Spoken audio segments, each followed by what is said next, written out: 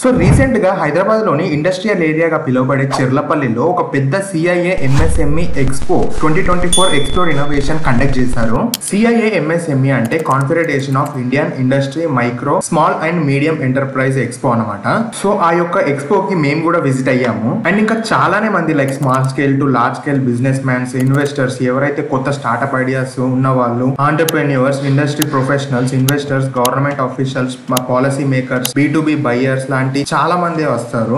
అంతేకాదు ఇంకా students like BTech students, అందులో ఇంకా మెకానికల్ సైడ్ వాళ్ళు కూడా వస్తారన్నమాట.